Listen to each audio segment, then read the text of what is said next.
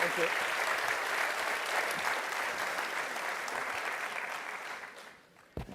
So we'll go to about 30, 35 minutes where I have some questions that I prepared for Jack. He hasn't seen them. So hopefully we'll make it somewhat entertaining. And then Alicia, where's Alicia? So she'll wave at me, and then we'll do some Q&A. We have Mike set up, and I'll talk about that when we get to it. It is a fireside chat. Where was my fire? It's fireside chat, so the GSP was nice enough to provide a little picture of a fire. Although with 95 degrees out there, I'm not sure we needed any fire. Jack, yeah. We were both in Seattle. I'm not reading my email. I'm reading my notes here. We were both in Seattle last couple of days, and you were part of the delegation that traveled with President Xi. And there were many interesting things that were discussed, and you were on a panel Tuesday morning that included entrepreneurs that were selling sausages and brewed coffee, and what common themes with the President Xi, what common themes did you all explore, both on the Chinese side and what did you hear on the US side? Well, first I would like to thank Stanford for giving me this great honor. I never thought that I can have this privilege to get this award. Because remember 20 years ago when I was in Seattle, I discovered internet, and 19 years ago, first trip to come to the Silicon Valley. And I was so excited by people, especially in the evening, all the roads, traffic jam. I'm excited by that, especially in the Sunday and Saturday weekends, all the parking lots, there's no place to park in car. I think this is so exciting, which China should have that. And I go back, and that's right, now we have a traffic jam, but we all... So we went back and started the business. Well, and I never know I would be able to survive for 20 years. So I call myself like a blind man riding on the back of a blind tigers. And for 20 years, survived to today, still surviving. But we want to make this company last 102 years. So we finished only 16 years. There are 86 years to go. So I hope that 86 years later. Explain why 102. So you started in 1999. Yeah, because in China, everybody want to make company for the last 100 years.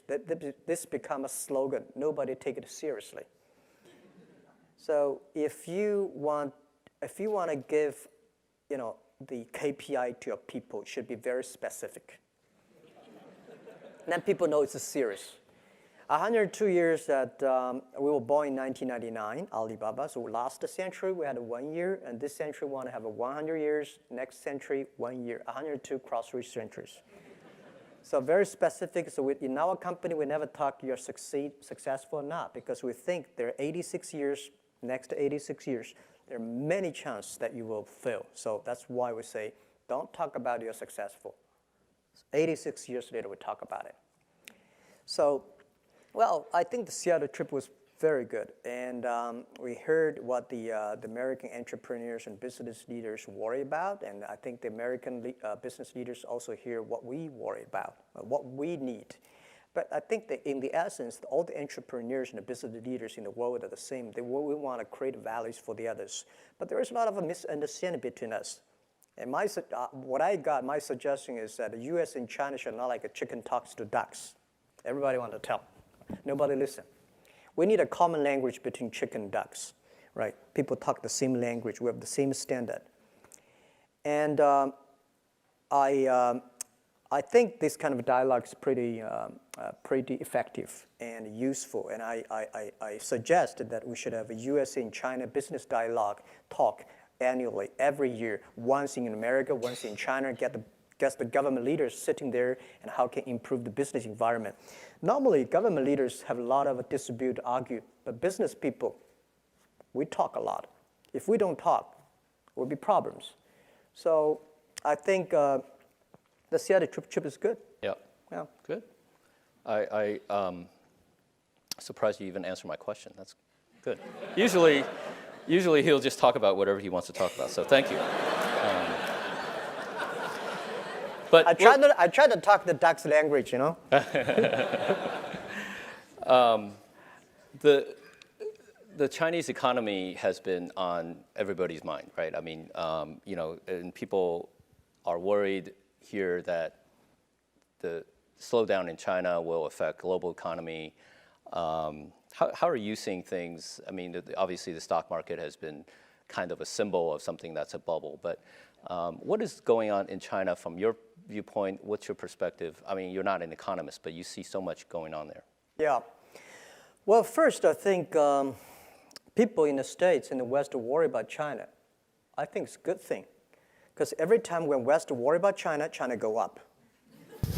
And when people in the Western think, wow, China's have a good future, and China has a problem. And China, the Western has been suspect China growth for past 30 years, right? So that's fine, and it takes time for both sides to understand each other. Well, China, I think, keep on growing for 10, 11, 12% for so many years. I don't think it can last long, and it's impossible. As I said, it's like a human body. When you are 1.8 meters tall, you cannot keep growing like that pace all the time. You have to keep grow in your quality, the brain, not the body size. And especially today, I don't think, first, it's impossible to keep 10, 15, 11% growth annually. Second is that China needed to be slowed down and have to learn to be slowed down. Because when you see the water, when you see the air, when you see all the resources we used, it's impossible and it's ridiculous. And we don't want to, China have making a lot of money, and we spend the money on the medicine and spend money in the hospital. This cannot work. So on the other side, people like me, I think China is slowing down for 7%. Good. But the thing, even 7%, think about, we are still the fastest growth economy in the world. And with the 7% of the total GDP, think about it, guys, this is lots of money. We should use the money in a better way. We need the quality, not the quantity. 30 years ago, we need a lot of quantity, but now it's quality. So I think in the West have a high expectation that China should have quality. China should control the air and pollution and this and that. When we really start to do it, people start to worry, which is fine, but it's slowing down. On the other thing is that I think China economy is not that bad. There are two things. There are three called the three 马车, right? Horse carriages, yeah. Right?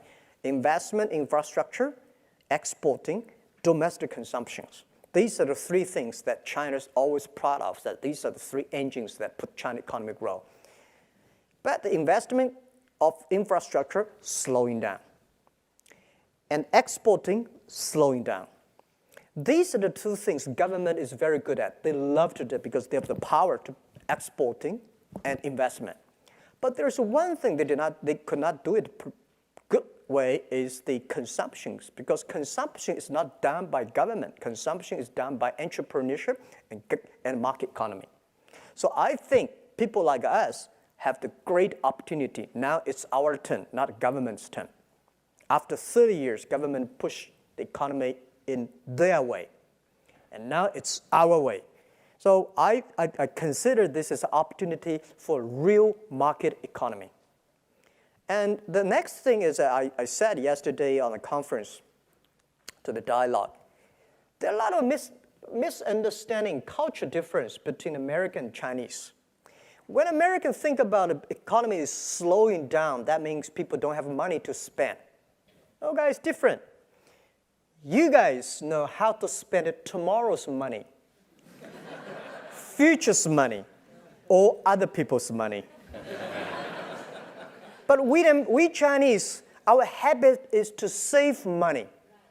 We'll always keep the money in the banks.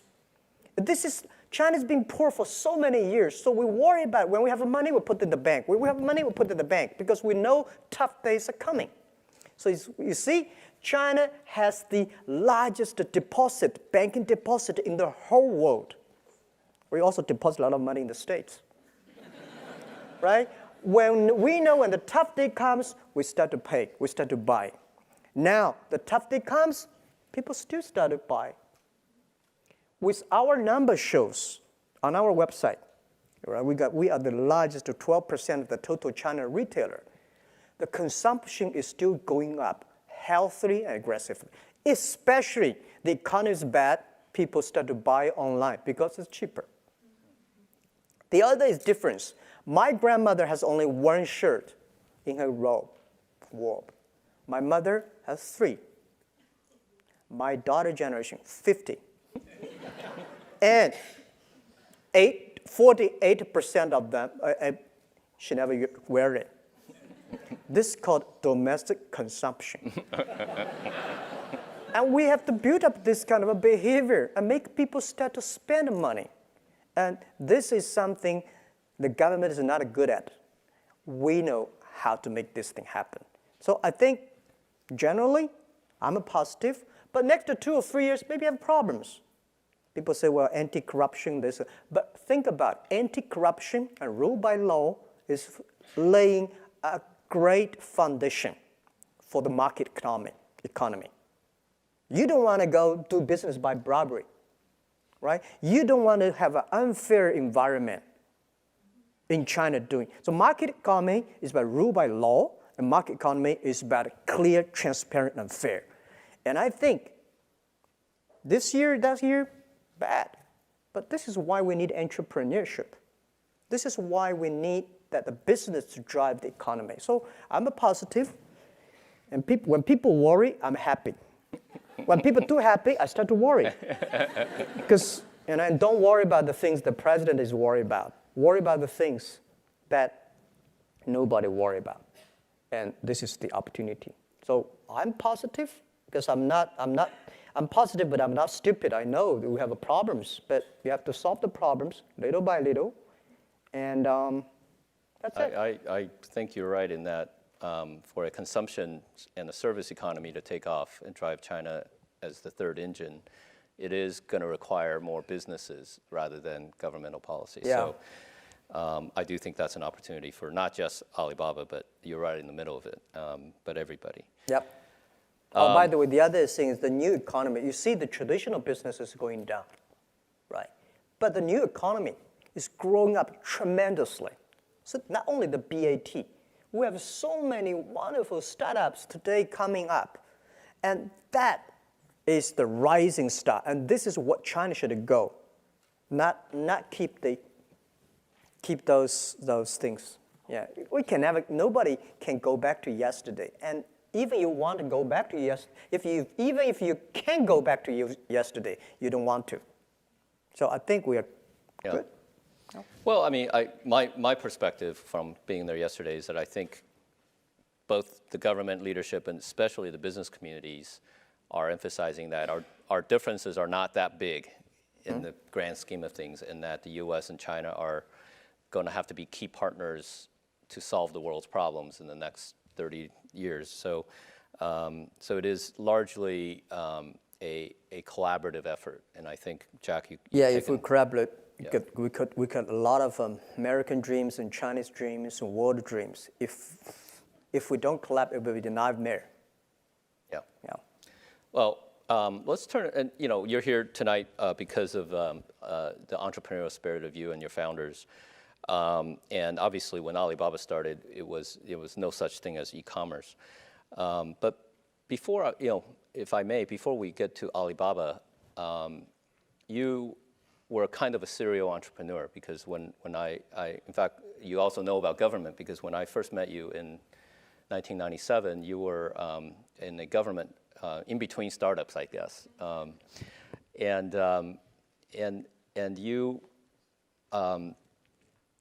always dreamed of creating something. And maybe you can talk a little bit about what did you see when you were at the government.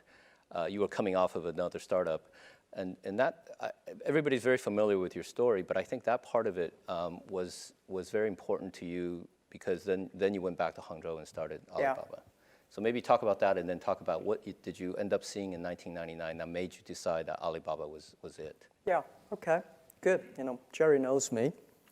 so well. And by the way, Jerry, not only the entrepreneur, and he's a wonderful investor. He's probably one of the best investors in Silicon Valley, right? I'll give you my version. He's sitting on my board because very few people see the real things in his heart. He's so smart. I remember that the day when we negotiated with Yahoo, buying the Yahoo, get $1 billion. Today, people think it's a good deal, but at that time, it was a big risk. It's not easy. That many years ago, put $1 billion inside, and we were almost accept because we are not happy about this and that. And he's not. His CEO at that time, he was not the CEO, right? Yeah. And then he said, we almost are separate. And he said, call me. He said, Jack, can you come and tonight we have a drink? For final effort. He can't drink that much back then, so. Yeah. And then I said, okay. So he took me to a small, tiny Japanese restaurant, bought me big glass of sake.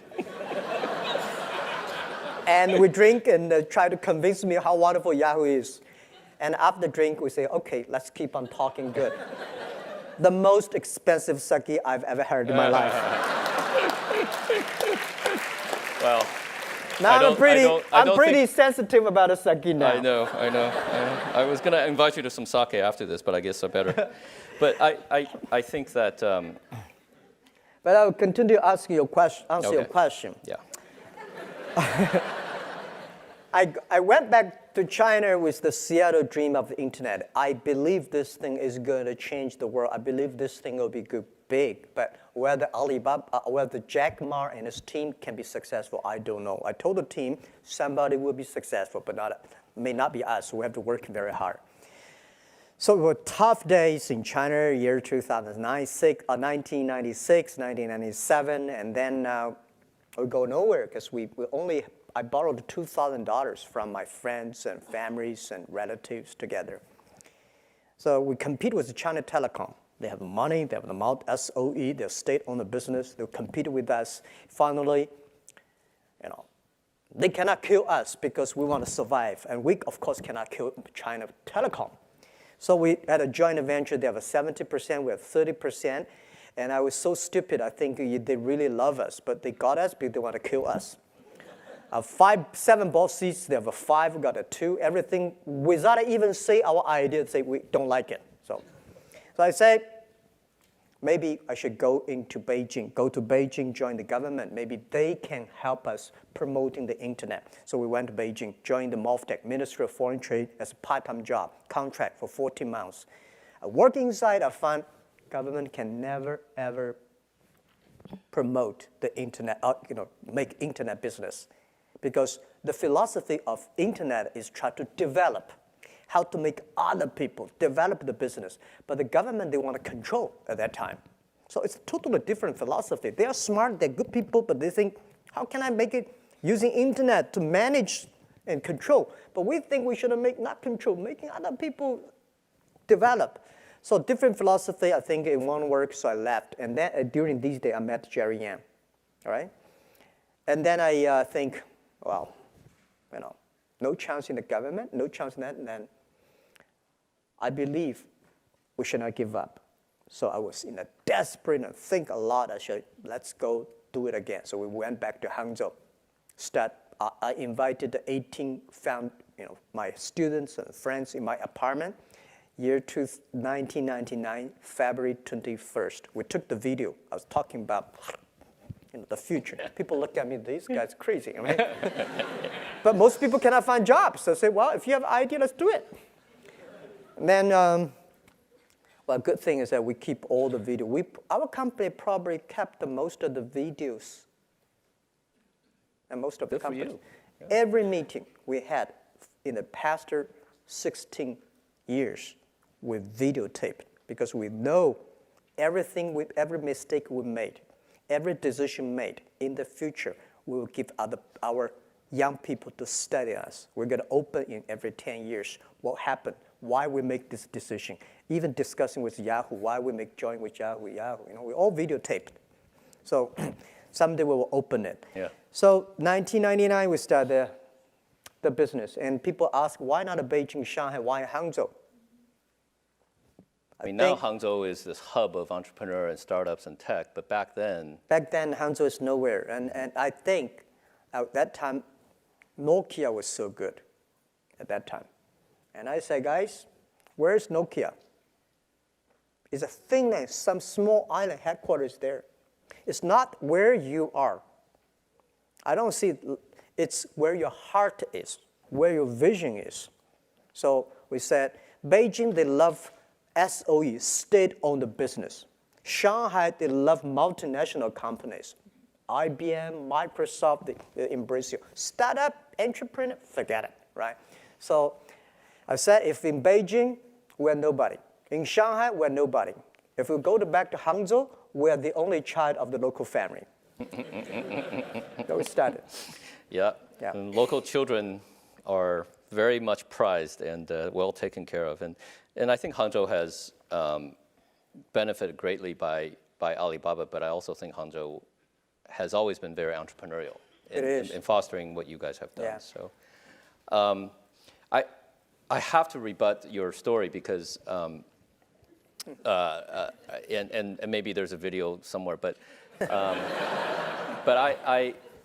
I think that one of the reasons we at Yahoo at that time, and it was 10 years ago. Yeah. So this is the 10 years of that deal. But it was clear to me that we at Yahoo could not have built a China business, and we had a product at the time that was competing with the Alibaba Taobao auction, and we were very successful in Japan. Yahoo Japan had built a really great commerce product, and so we thought we can use the same idea to build something in China. And then in that time, eBay was also there, and we were there, and we were competing, and we were just getting killed by this local company. And I said, what is this local company? And it's like called Taobao. And I was like, who's behind this? And it's a guy named JackMa. And I remember saying, wow, is this the same JackMa I met years ago? And it sure was. Don't compete with me. Well, and that was exactly, and so the real, everybody can say, oh, well, what is great insight, and you put the money in, but we really picked the person that we felt like, if we can't beat them, you might as well join them. So we were very fortunate to join up with Alibaba and with you, Jack. So thank you. I think everybody here knows the brand of Alibaba, but because many of us in the States don't actually use your products and don't, we hear these numbers. What is Alibaba for the Western audience? How is it different from Amazon, eBay? I mean, is it similar? Is it different? Give us a definition of Alibaba from your perspective. Yeah, this is our fault because we don't have our services here that serve the American users. But I believe that most of Chinese guys here know about us. Have you ever used anybody using our service, Chinese guys? Oh, thank you very much. There's only 380 million of them, so Yeah. When that question later. I go to the China. A lot of Chinese government organizations invite me to talk, and when I say how many people use them, very few. But every family using. So our strategy from year 2003 and 4, we say it's so difficult to change a successful people. Because they say, no, this one word. But it's good, let's help in those people who want to be successful. So we focus on the young people. At that time, in ancient history China, if you make the parents agree, the kids agree. If you want to marry, you have to convince the parents, not the kids, right? Today, different. If you convince the kids, you change the parents. So we focus on the young people that year. But by answering your question is that people say, Alibaba like American Amazon? No. eBay? No. Okay. This is the very traditional USA thinking. If there's no such model in America, they either don't understand, they don't like it, or they don't buy it. right? So any model, they want to find one. So at the first day, well, who are you? Yeah, we are eBay. Is that eBay? Okay, yeah, so we understand, but we are not eBay. We are not an e-commerce company, although we have the largest e-commerce probably business in the world. We're not an eBay. We do not buy and sell. We help people become e-commerce company. We enable other companies to do e-commerce. This is the difference between us and Amazon. We believe every company should be an Amazon. Amazon is a traditional business, happen to have a website. Which we believe, whether right or wrong, we think every manufacturer, everybody should sell online, right? Why you buy and sell? Too complicated. Why you want to buy it and sell and deliver? Even more complicated. So we think we should making sure everybody using the e-commerce, using the payment, using the marketplaces, using the logistics system, using the data to build up their own business. So who are we? Yeah, we have the largest payment in the world. You probably don't know, we are 11 times bigger than PayPal, right? We are bigger than eBay plus Amazon together on the sales, and we deliver 30 million packages and more than that per day in China. What does that mean? Total USA package delivered today put together less than 30 million. So we have this business, but people consider us as e-commerce. Who we are infrastructure of business in China. If you want to find buyers and sellers, our marketplace help you. Taobao, Tmall, Alibaba. If you want to having a payment, financial service, Ali Ant Financing help you. If you need a data service, Ali Cloud Dating service will help you. By the way, people only know about cloud dating here, the Amazon. Soon you will know us. And the third, logistic. We got 2 million people deliver products for us. So people in the States always question, how can you deliver things? And why you don't have your own deliver guys? Guys, the difference between USA and China is that you have a UPS, Federal Express, wonderful system. The traditional e-commerce company in the States, that they still do some supplementary to that. China,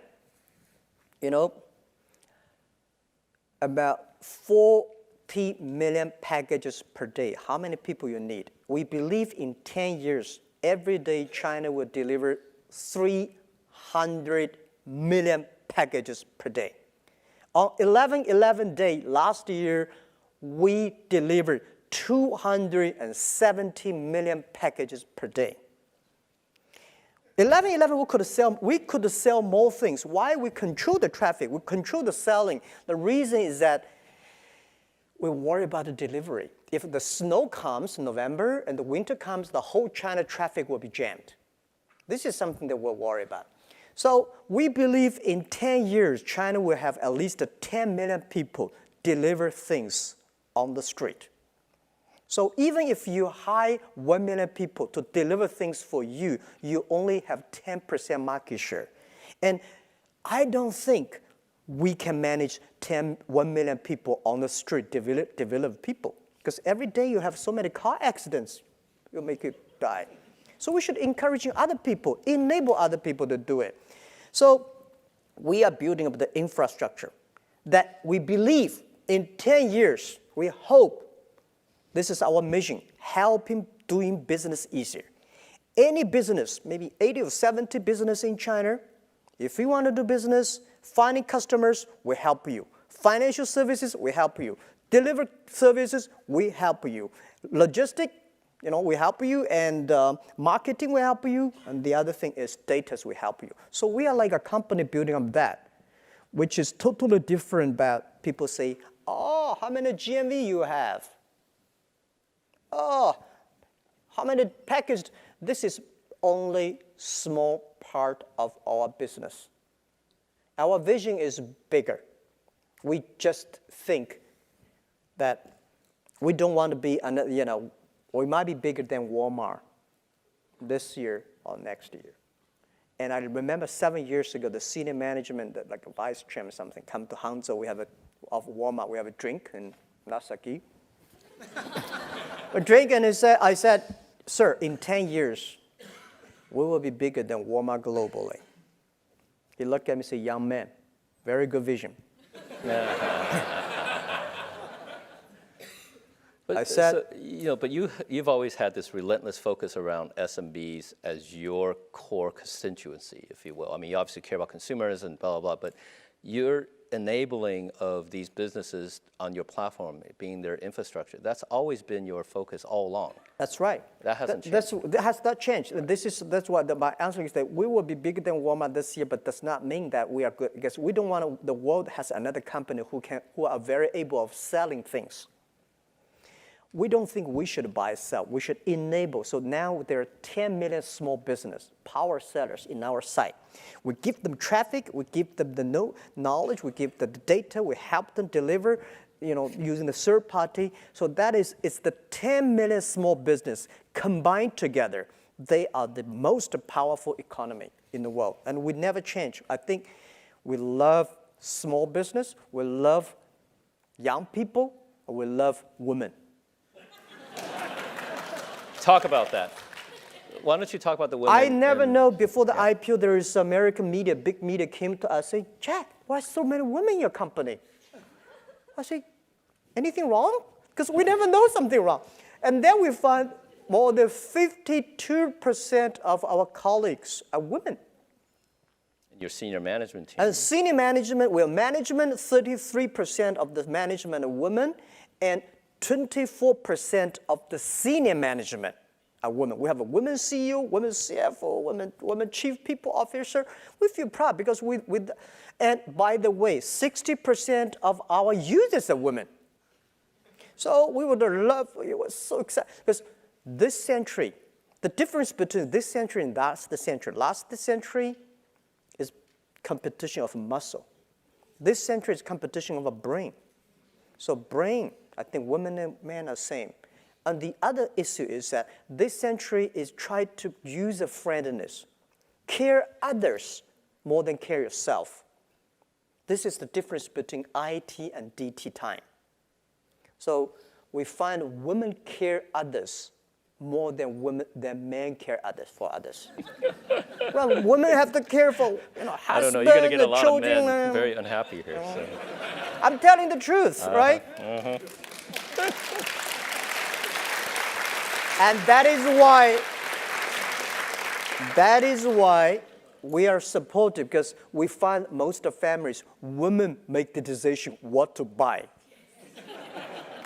These are the most important decisions. And so we are happy about that. Yes, yeah. Can't argue with that. Great. That sounds, I think that vision of Alibaba, albeit very consistent from day one, is something I think is reaching an incredible scale. When is that coming to the US? What's your global, and not just US, but globally, talk about what is that? Is it the same vision that you will roll it out in the global sense? What can you tell us about Alibaba's international plan? Yeah, I think at least the day when I retire, or the day that at least I can see the company, I don't want the company to change the mission that helping doing business easier for small business. But we never say we're helping Chinese small business doing business easier, helping globally. This is our vision and our mission that we will never change that. But maybe 60 years old, later, I don't know where I'll be there, but they probably go skyrocket, whatever. But the day when I see it, I don't want a company change that mission. And our global strategy is probably different from the American ways. In the past 20 years, globalization is more like Americanization, helping big companies going. Does not mean bad. Contribute the world a lot. The past globalization, helping big companies going global. But I think because of the internet, next 30 years, globalization should help small business going globally. For China, because of us, last year we created at least 14 million jobs for China by helping small business, by enable small business with the technology we have, with the resources we gather together. So if we can help more small business in the world, we can help millions of people create jobs, innovations. So we will never change it. So our global strategy is that we want to build up an EWTO, that helping small business sell, buy across the board, help consumers, help American consumers, help the African consumers to buy online within 72 hours, they can receive the products. We want to help the agricultural products, small business in America, sell to China. So our different, in the past 20, 30 years, China is selling. China is exporting. And I'm trying to convince the government, and they accepted that. And I said, next 10, 20 years, China should buy things from the world. Now, we have 300 million middle-class people now in China. Think about it. In 10, 15 years, we are going to have 500 million people in China become middle class. They need high-quality products. They need good services, which I don't think today China's land, water can provide that. So we can help more importing from America, importing from Europe, and big companies already almost everywhere in China. Let's help the small guys. This is our strategy. So we are not coming here to America to do business competing with, when you talk about business here, people always ask, when are you going to compete with Amazon? When are you going to compete with eBay? But the world is so big. Why you always think about a competition? Think about helping the small guys to go to China. So our strategy is the same, helping small business of the world, helping them go to China. And I feel excited about that. Good. And then I will be more welcome here. Right? People say, you guys come here to sell again? No, so I come here to buy.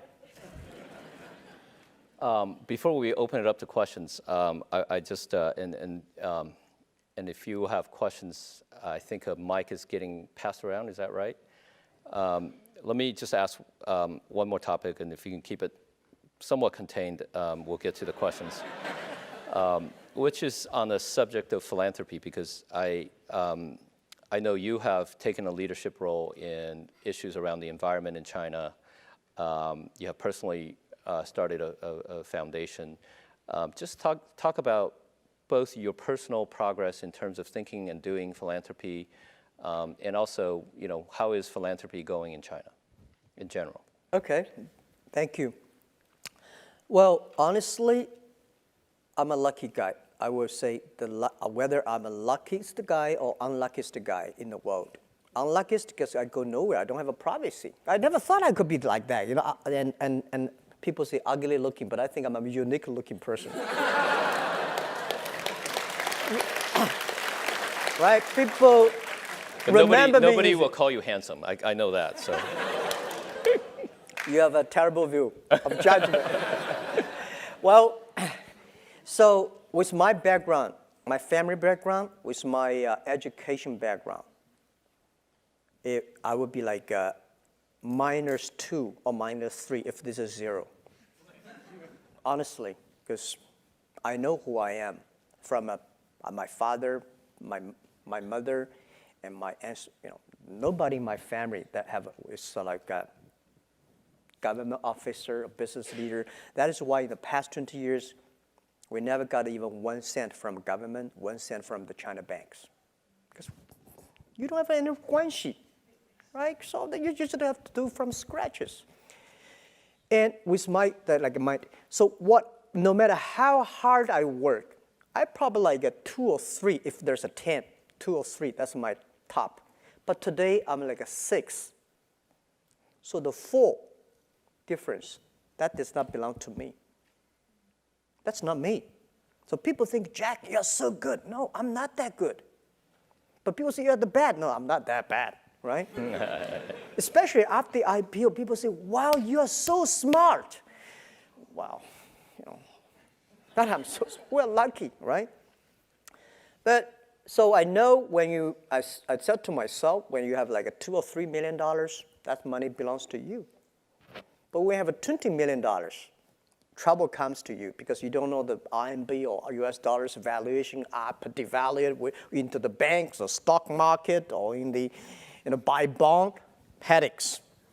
But when you have a $1 billion, remember, that is not your money. That is the people's expectation on you. People put their hope on you because people believe you can manage these money resources better than the others. If you think these are your money, you will be in trouble. So I never think the money that I got, people say, well, Jack, you're one of the richest guy in China. No, I'm not. I'm helping others to manage the money. So I think, how can I spend the money better? And what I worry about, what I want to do, I want to do education because I was trained to be a teacher. I feel guilty for only taught school for 6 years. I feel good about that. So that's why I'm talking everywhere. I think of myself CEO, Chief Education Officer. Try my best to communicate. So, I think China education system, people say have problem. China education teaching knowledge is so good.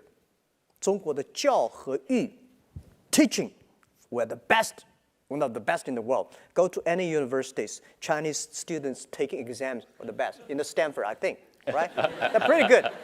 They're very good.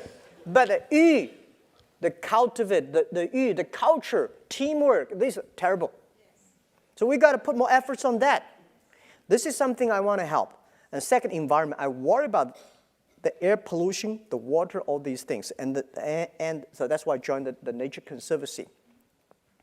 And the other thing is the infrastructure of the philanthropy. Bill Gates tried to convince me, and with Warren Buffett years ago, came to China, we should donate every money. And I asked them, well, how old are you, Warren? He's 80. I said, when I'm 80, I will donate my money.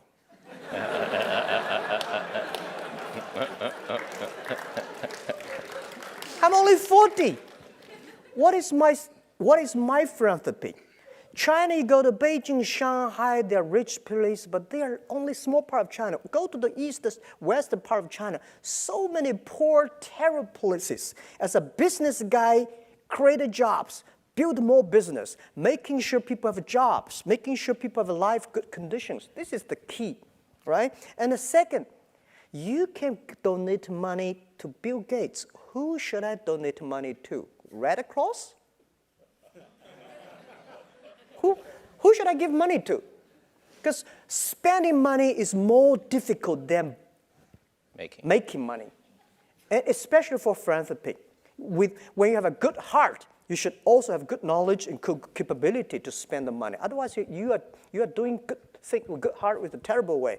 So I think what we were doing is to train people who can do philanthropy properly. So that's why we work with the Beijing University to have a first master degree philanthropy. Training people, develop people, how to manage the money, how to manage the projects, how to do things better, right? And I think we also have to work with the government to make a good policy for it. So when we build up this infrastructure, talents, and the policy, and I think they're coming. So China philanthropy is coming. But the key is we need good infrastructure. Like China business is good, but if the infrastructure is not ready, you go up and down, and go nowhere. So the money, which I'm going to put in education, environment, health. I worry about a health condition because the environment situation is going to cause China in 10 years health issues. And if we don't start to prepare now, we are going to have a huge problem. So these are the areas I'm doing that. But unfortunately, I don't have plenty of time. So we're forming a team. And I think philanthropy, the easiest thing is about donating money. The most difficult, valuable thing is about time and action. So this is something that we put 0.3% of the total Alibaba revenue every year into the environment protection, water protection. This is probably pretty unique. It's not profit, revenue. If there are any shareholders here, I already wrote on our IP book. And we think this is right. If the community is good, if the people are healthy, the business will be healthy. This is what we believe. For you. Yeah. Well, you can see that Jack has. Thank you. Thank you. You have the same passion and vision for philanthropy as you do for your business. That's great. Okay, let's go to questions. I don't know how much time we have. I know we're running a little bit late. Where's the mic, Alicia? Somebody? Any question will be okay. Well, whatever, not right? any question, but you know. Jane, why don't you pick one and. Hello, my name is Emily Ma. I'm a lecturer here at the GSB.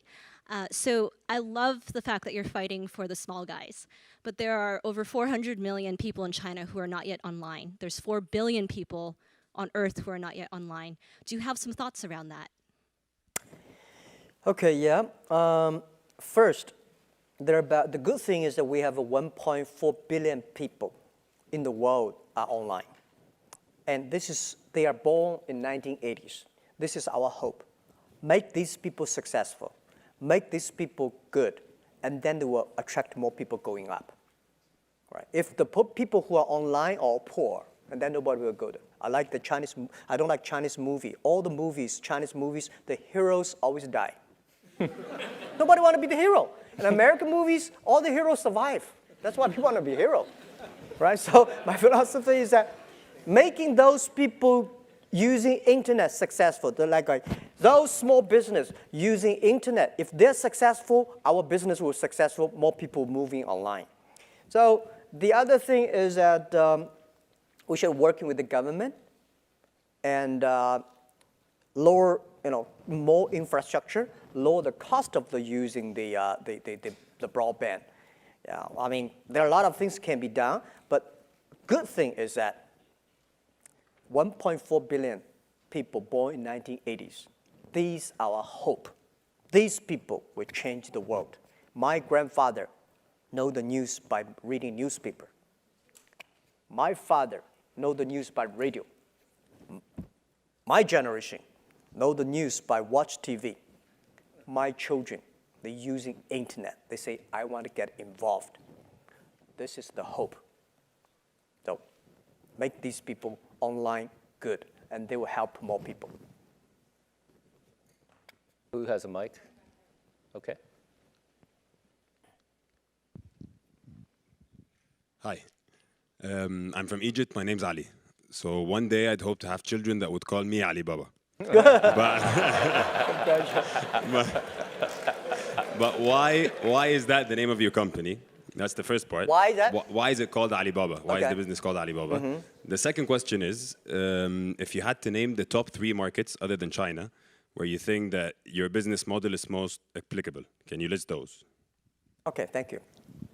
Why we choose the name Alibaba? Because we learned the name from Yahoo. We say, why this Yahoo strange name?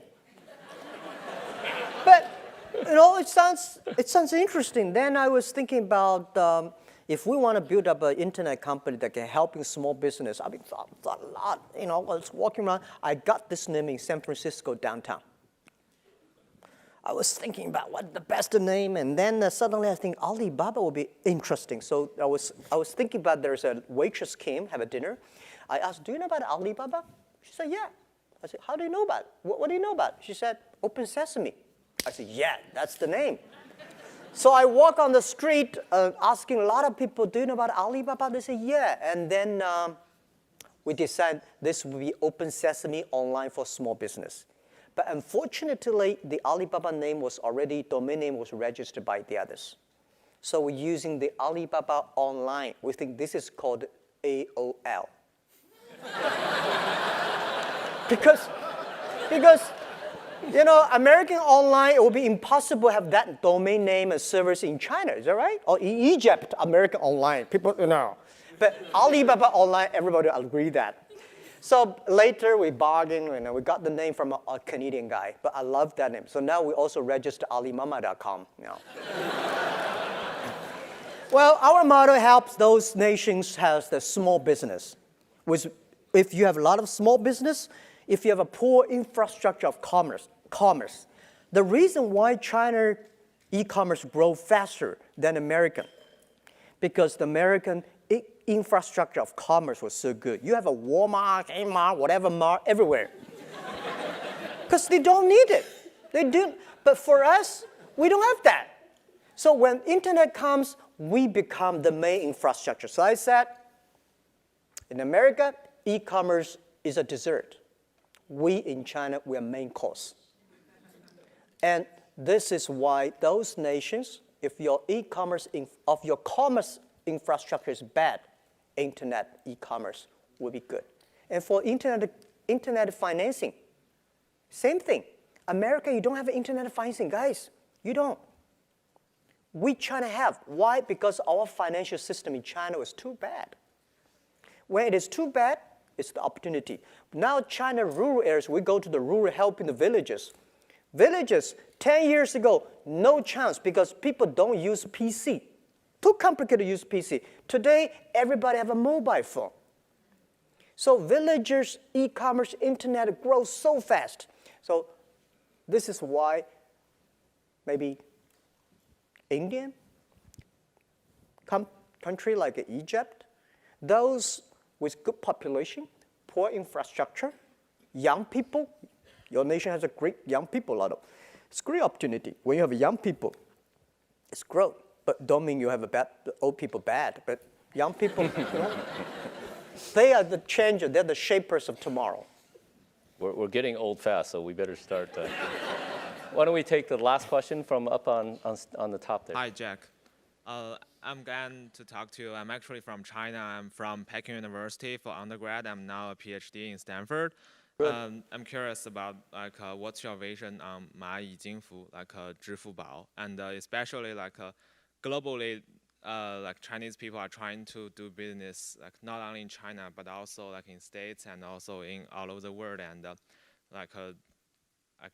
people want to invest overseas. Do you think 蚂蚁金服 can help with the capital flow globally? Yeah, thank you. So probably here people did not know about. A lot of people don't know about the 蚂蚁金服, the Ali Ant financing. How many people know about Ant financing? Okay. One day everybody will know because you will use it. Ali Ant financing was coming from Alipay. It's a payment system because this was, we found this company year 2004 because people in China talk a lot on the e-commerce. They negotiate, they talk, but they don't buy because they worry about the money give him and this guy run away. And this guy say, well, I send you things, I don't get the money. So I went to all the banks and tried to convince the banks, can you help me with the payment? The banks say, your business is too small. We don't want it. So we built up a very stupid service called Alipay. It's escrow services. If you want to buy things from me, you wire the money to Jerry. And Jerry will let me know. I got a product, got money, so I send the products. If you're happy, pay me. Not happy, return the money, return products. People say, year 2003, they say, this is the most stupid idea I've ever heard. Because why you don't use credit card? Guys, we don't have credit cards. So we made that. Well, remember, today, registered users, just the registered users, close 1 billion people using that. And active, I don't tell the number, right?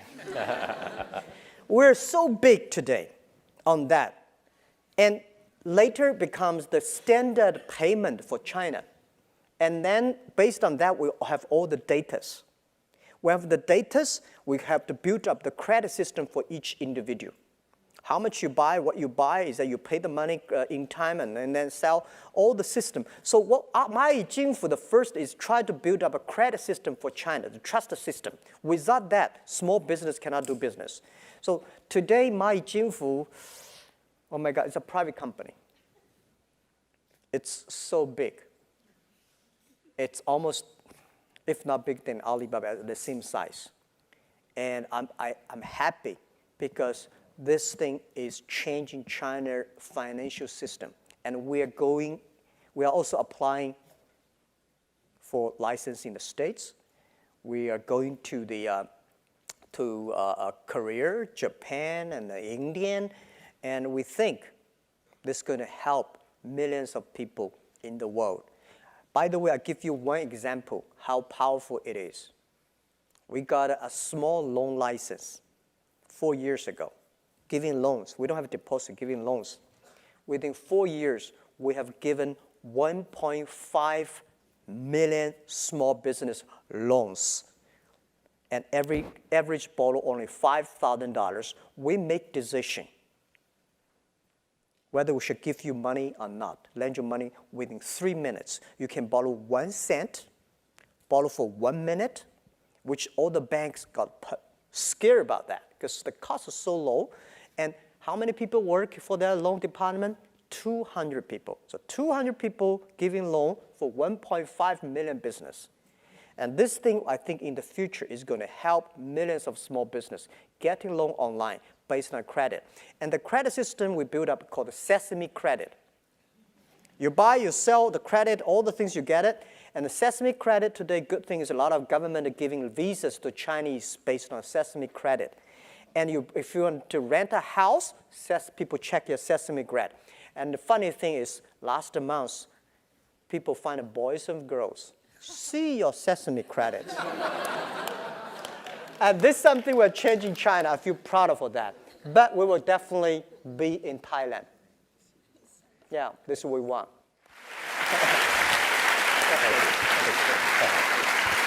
Jack, on behalf of the Stanford Graduate School of Business Alumni Association, we want to congratulate you and present you the award for the Entrepreneurial Company of the Year. Thank you so much.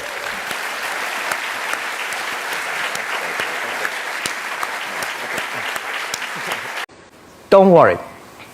Any mistake is an income, is a wonderful revenue for you. So I told myself and told my young people, before 20 years old, be a good student. When you do entrepreneur, just learn some experience. Before 30 years old, follow somebody. Go to a small company. Normally in a big company, it is good to learn processing. You are a part of a big machine. But when you go to a small company, you learn the passion, you learn the dreams. You learn how to do a lot of things at one time. So before 30 years old, it's not which company you go, it's which boss you follow. It's very important. A good boss teaches you differently. And from 30 to 40 years old, you have to think very clearly, you're working for yourself if you really want to be an entrepreneur. When you're 40 to 50 years old, you have to do all the things that you are good at. Don't try to jump into the new area. It's too late. You may be successful, but the rate of dying is too big. So 40 to 50, think about how can you focus on things that you are good at.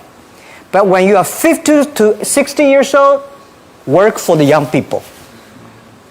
Because young people can do better than you. So rely on them, invest on them, making sure they're good. So when you are over 60 years old, spend time for yourself. On the beach, sunshine, right? It's too late for you to change normally. But this is my advice to the young people.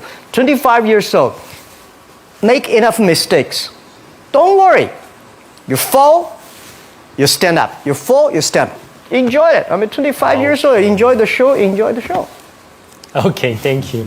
또 다음 질문 받겠습니다. 26살 예비 창업자 김유진입니다. 마인에게 질문 드리겠습니다. 지금까지 살아오면서 가장 후회되는 것이 무엇인가요? 그리고 혹시 물어본 적도 있으시나요? Yeah. Your answer doesn't have to be wrong. Normally, I make other people cry. Well, I regret a lot of things. I regret that I should never meet the media. I regret I should not speak in the public because I could have my own privacy. I regret that I working so hard, spend so little time with my family. And I regret that if I have another life, I would never do things like this. And my wife just said, you do not belong to me, you belong to the Alibaba. But, you know, life is so short. It's all about experience. People see different view. Some people think you're rich, you're successful, but me not. Some people say, you know, this guy does not have money, is a terrible guy. Maybe not. So everybody chooses his own life. I cried. Never sort of we had a lot of problems that people never thought. Because running a company for 34,000 young people, operate a company for more than 500 million people. If 500 million people, if 1% of them are bad guy, you got a 5 million bad guy. So it's headache. But it's too late to regret. Forget about regret. Think about, I have another 10, 20 years to go. So enjoy the show, enjoy the ride. You are the same. Okay. Chairman and CEO of Alibaba Group.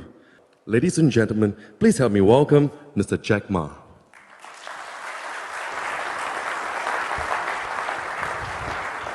Thank you. Yeah. Thank you very much, dear Minister, ladies and gentlemen. After 3 days, you know, in-house meetings and also fly all the way here, I did not feel quite well today. But when I see the entrepreneurs, when I came to the SMEs, I always feel excited. Because when I join the SME conference, I see from the eyes, the dreams, the passion, the hope. But when I join the Fortune 500 conference among the CEOs, I see the numbers, I see the revenues, I see the KPIs, I see the bloody competition. But among the SMEs, you see, I have a dream, I want to do something. And that happens all the time. And that makes me excited all the time. And today, I think last year, everybody said, wow, the economic is in trouble and we are all dead and what are we going to do? And today, everybody seems to be happy. See, the economy come back. Is it really economic comeback? I don't think so. The money is go to the big companies. The money go to infrastructures. The money go back to the stock market. It seems nobody learned from that. How can the economic come back if the SMEs not come back? How can the economic come back if the dreams are not come back, the hopes are not come back? I saw one thing that few days, 2 days ago, I had a dinner with my Singapore friends, and they said Singapore government is encouraging to have more babies because people are aging and not enough kids. I think every economy, every nation needs incentive package to have more small, medium-sized companies, to have more hopes. Because every big company comes from the small business. If without this hope, without this kind of incentive to have more babies, we're going to die. Why I always feel excited? I have 8 babies. In the past 15 years, I built up 8 companies. 7 of them very healthy. 1 of them, I sold it. And I keep the baby. When I look at my babies, Alibaba, Taobao, Alipay, and the companies which I have, Ali Cloud, we just had a new baby 2 months ago. I always feel excited because you see the hope. You know this baby is going to change me. This baby is going to change the world, change the customers. And that's the thing that I always feel excited. If you want to be happy, have more babies. If you are the government, want your economy to be good, have more SMEs. These are the dreams. These are the hopes. These are the future. So this is what all we want to say, but enough. We've been crying, say, please give us support. But all the SMEs, ask ourselves one question. We are not crying babies. We believe we are tomorrow's Google. We believe we are tomorrow's eBay, YouTube. We believe we are tomorrow's UPS. If we believe we are, we can be. If you don't believe, you'll never be. We heard a lot of governments say, We give you, and let me know what we're going to do. Let me know what we can help the SMEs. We heard a lot of banks say, well, we've been giving loans to a lot of SMEs. I heard some banks say, well, one of the bank presidents said, well, we give like 200 billion or $1 million to the SMEs. I said, what's the size of the loan you give? $20 million. How can you say the 20 million? As the research I got from Alibaba Group, Alibaba status, 87% of the SMEs, what they need is, the fund is below 60,000 US dollars. But they are giving loans to $20 million to some big companies, They are not SMEs, they are not the hopes. But I think all the SMEs say, nobody can help you. My 8 companies, I would say nobody help us. Only we can help ourselves. Don't rely on the government. Don't rely on the banks. Forget about that. Rely on your friends. Rely on relatives. Rely on the small dreams. And always keep that thing in mind. Because I've been trying very hard to get loans from banks. Always trouble. But in the past 10 years, I even did not borrow 1 cent from banks. My kids grow up. I don't know why. And the banks always say, well, because we don't have enough information from the SMEs. Tell me, any Fortune 500, any big bank CEOs or president go to the SME summit? No, they go to the CEO summit. Right? How could you get information if you do not go there, listen to them, talk to them, share experience with them to see what they need is only 50,000 US dollars instead of $20 million? How can you get enough information? So I think, well, Tenda we discussed yesterday say banks are banks. They always have to control the risk. Right. So government, banks, let's think about something new financial structure that can really help those millions of small companies that need 50,000 US dollars. What is the right structure? What is the right organization to support them? That's the thing we should think about. So the other thing I want to share with you here is always, I believe, that small is beautiful. And this financial crisis, it's a disaster to big companies. This war in 21st century, I think in last century, it's big is better. You have a big, factory, big amount, and everything's big, is good. This century, in the 21st century, I always believe small is beautiful because it's not how fast your machine is. It's not how many equipments you have. It is how quickly you can change yourself to meet the market. Because the information time, internet, technology make a difference. So the world IT in the last century is designed for manufacture.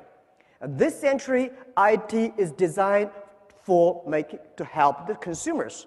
So I think this is a disaster for big companies, century disaster for big companies, but it is a great opportunity for small business. For this financial crisis, we see a lot of big companies we never thought they would die. AIG, to me, it's like empire. How could that happen, right? All the the big car companies which we respect, we always want to be there. But today, they all died. And let's look at the SMEs. We still feel painful, but we are happy in our heart because we still survive. And we heard so many stories about big companies giving trouble. And I see the society, the government paid too much attention to these big troublemakers. They are the troublemakers. And we give them enough support. Let them die. It's the time for them to die because they make troubles. Every big company, they have a different disaster, different problems, but all the SMEs have the same problem. They need understanding and support. This war is not fair. I know, so that's why I want to encourage everyone, all the SMEs here. I'm an SME. I have 8 kids. I'm still an SME. I still believe I'm small because when I'm small, I know I can be big, and I hate to be big, unfortunately. When I was a small company, only have 10, 20 people, I feel so excited. Well, I can call every employee's names, and I know everything I want to change. I can change it within half a minute. Now, oh, terrible. When I was 20 years old, my friend said, your company is not big enough. If you are big, you're like a big boss. You're easy, right? You can control your time. Now my time is not controlled by myself. My time is controlled by all the meetings, the secretaries, and the KPI, shareholders, all the things. It's much tougher than when you are small. So I always believe the first day love is very beautiful. Believe the first day love. Believe when you're small, at least you can have time to go out, to go to cinema with your wife and the kids and enjoy a wonderful view. But when you're big, you always go to board meetings. And also, I would to say that I give you some today. I come here. People say, Jack, you did not prepare. Why you don't have a PPT? I never prepared PPT. I'm not good at the technology. I was trained to be a high school teacher. And the only thing I can know about a computer, funny things, I'm running one of the biggest e-commerce companies in China, maybe in the world, but I know nothing about computer. The only thing I can know about computer is send, receive, email, and browse. That's it. Because I always say technology for people not working for technology. But today I come here as an entrepreneur, I'm prepared every day. I'm not prepared for the PPT because every time when I use PPT, something wrong, I cannot use it. So I come here to tell you my own experience. I want to share with you, as an 8 kids father, what I did when I have trouble. When I have trouble, I always remind me 3 things. Focus on your customer, serve your employees, and learn from your competitors. These are the key issues that I learned. Focus on customer. Everybody today talking about shareholder number 1. I hate that. I think it's always customer number 1. It's the customer give you the money. It's the customer give you the innovations. It's the customer that make you happy. Because year 1999 and year 2000, when internet bubble burst, we cannot get any money. We do not have revenues. We have nothing. But every day, what I encouraged me go on was a letter of thanks and emails from my customers. Say, Jack, Alibaba, keep on, because you helped us. Someday we will help you. That's the dream I had. So today, when you believe shareholder number 1, you only think about making numbers. You only think about revenues. You only think about how can make your stock market go up. And I let you know, no shareholders can be trusted. I tell you the truth. Well, our shares, stock price, 2 years ago, we listed at 13.5 Hong Kong dollars. Before that listing day, a lot of shareholders come say, Jack, we're long-term shareholders. Please give us more shares. We'll keep it. When the financial crisis time came, the day we IPO 13.45, we went up to $40 without doing anything good with 24 hours. And then the financial crisis came, $40 to $3 without doing anything bad. They all gone. Most of the shareholders, they're share traders. How can you trust on them? So rely on customers, because the customers stay with you. Customers grow up with you. Customers give you the money, give you the hope, give you the support. So focus on customer. And second is rely and serve your employees. It's your employee, it's your team that make the difference. That the employees, that make all the dreams realized. If we say, well, we have so many problems, and big companies have a problem in getting the innovations, how to make things happen. Well, because they do not listen to the employees. They focus too much on the shareholders. The shareholders, well, they give you this idea, that idea, and when you really do that idea, they're gone. And they change all the time, but your employees stay with you. I remember the tough days. It was so difficult, year 2002, 2001. There's only one group of people that stay with me. That's my colleagues. And people say, Jack, you don't have to pay me for 2 years. I will still stay the company, because You respect us because the customer love us. And I tell you one funny thing. Only when you believe your employees are talents, they are talented people. If you don't believe them, they will never be. My mistake I made when I was year 2000, we raised $5 million US dollars. And that $5 million US dollars, when we have money, we start to make mistakes. I try to hire as many talents as possible. Those talents are MBAs, those talents are vice president of multinational companies, because I believe if you have an MBA, you must be good, right? But when I hire these guys, oh my God, it's terrible.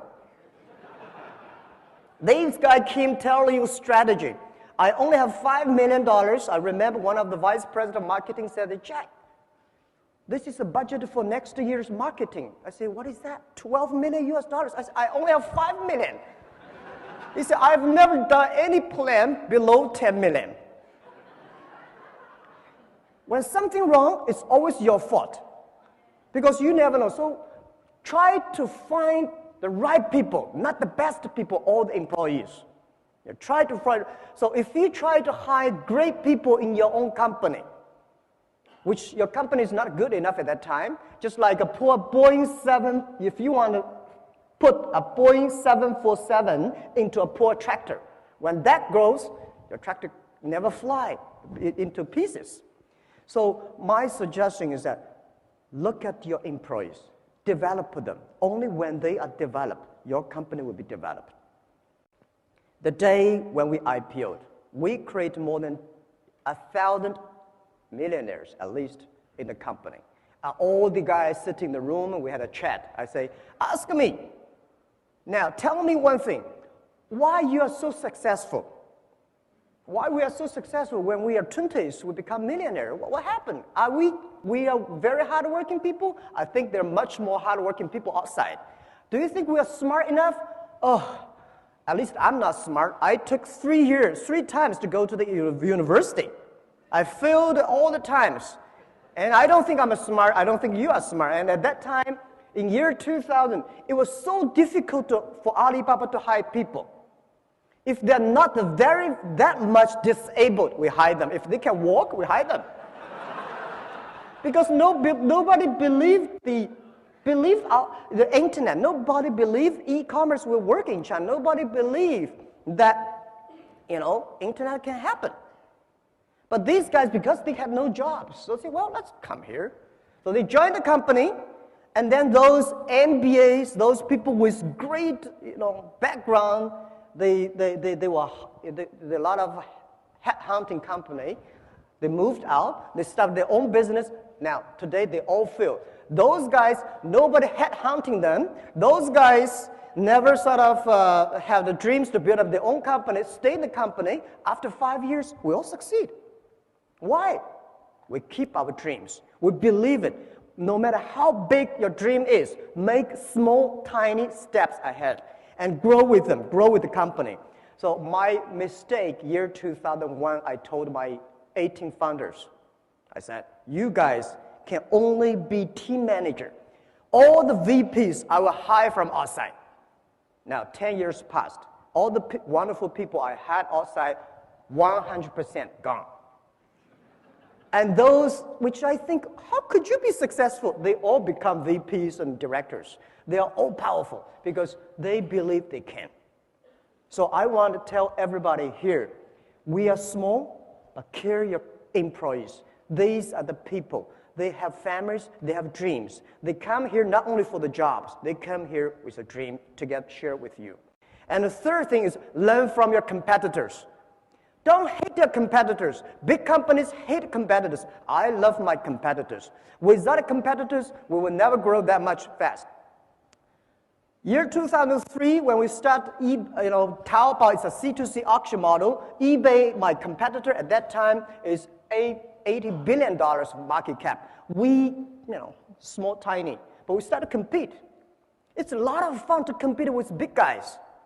If I start to have a boxing with Mike Tyson, I'm honored, If you have a chance to compete with somebody, if it is a great competitor, you learned.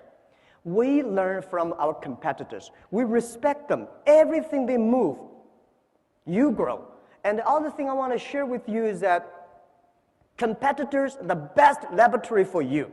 Because competitors study you. Any innovative ideas they come, you learn that. Don't copy them, learn from them. So I love my competitors. Every time when I look at them, I always admire. But in China, people say, Jack, you're so crazy. Because 4 years ago, I said, when I look at my telescope, I never see my competitors. And people say, how could you be that 狂妄, you know?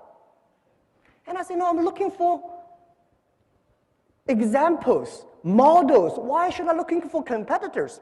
Competitors are everywhere. And when you compete, having fun, the most interesting part of the business is competition. To make your competitors angry, to make your competitors jumping around, that's the skill you should have. Not make yourself jumping around and angry, right? Business is such a great fun.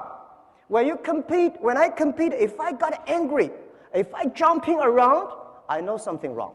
Because this is a wrong strategy to compete. When you compete, not purposely make your competitor unhappy. If they are unhappy, if they're jumping around, if they try to use money to kill everything, you start to win. Because they start to lose money. When your competitors start using money to compete with you, they start to lose. Business is about wisdom. Business is about hope. Business is about courage. So these are all the skills, and nobody comfort us. I learned to use my right hand to comfort my left hand when I'm in trouble. You always tell yourself, okay, I'm still surviving, I'm still growing, everything's good, at least I'm still surviving, right? So when you're big, you start to worry about losing something. When you're small, you start to grow. So I always believe small, keep the hope. So these are the things I want to share with you. And the last and most important thing I want to say is never, ever give up your dreams. I think you cannot eat food for 7 days that you will die, right? 5 to 7 days. If you do not drink for 3 days, you will die. If you do not breathe for 3 minutes, you die. But if you lose hope and dream for 1 minute, you die. So I want to tell you that I had problems. In the past 10 years, these days when I walk on China, when I look at the airport, a lot of books about me, about the Alibaba, I feel very nervous because these are not the books interviewed me. These are books that, all right, we are not that good. We're not that bad. But today when you're something, successful, they start to write good things about it. We made so many mistakes. The only book that I dream to write about is Alibaba 1001 Mistakes. Every mistake, I think you counted, I made it. And I know you will make it too. Because when I was doing business, everybody said, wow, this is the mistake. This guy is going to make, that guy is going to, I'm never going to make it. I tell you, you will make it. And you will make it again, again, again. And when you make it again, again, don't lose confidence. Make it again. You will win. That's all we did. I mean, nobody's perfect, right? So I almost lost my confidence year 2002. I had a big trouble with my team in the USA. I learned from a great consultant guy, joined the company, said, Jack, Alibaba doing international trade. International trade needs English. Which country has the best English you believe? I think USA, right. Now, internet needs great technology. Which country has the best technology? We say, USA, right. And we're in Silicon Valley, so we move our Alibaba.com to Silicon Valley. And when I arrived in Silicon Valley, we suddenly realized something wrong. We hired people from Miami, from New York, and from all the where. They all came to our Silicon Valley. And after 3 months, I realized the problem is that nobody in Silicon Valley knows the trade. So what's the point? Have a good technology and English. We are not English site, right? All the small, medium-sized companies across the board, they know exactly what are you talking about, no matter how terrible your English is. Right. So I made a mistake, and I told the people, say, sorry, it's a mistake. Let's move back. So after 2 months, we moved back to China again. The funny thing is that everybody was happy at that time because internet boosting. They got a lot of option shares, they got a lot of cash pay, and they find another job is easy. And nobody wanted the shares. Like we give them 1 cent per share. No, share, we want a cash. Now you know they don't believe your dreams. If they believe the dreams, give them the shares, 1 cent. If they don't believe, I want a cash, let them go. And I was so disappointed. A lot of people we hired, they did not want, they want a cash. No matter how wonderful, at that time, it's easy to raise money. People still want a cash. So I said, okay, let's forget it. And I worked for about half an hour on the Beijing street. My colleague was with me. And then I told myself, go to bed, sleep, tomorrow again. So we started. Today, things changed. So I want to tell you, never ever give up your dreams. And today, I encourage myself and our team. It reminds us one thing that always, and I want to share with you, finish my speech, that today is very difficult. Tomorrow is much more difficult. But the day after tomorrow is very beautiful. Most people die tomorrow evening. You will never be able to see the day after tomorrow's sunshine. If you give up the hope, you will not see it. If you give up your employees, you will never see it. If you give up your customers, you will dead. But if you give up shareholders, you will get a better one. Thank you.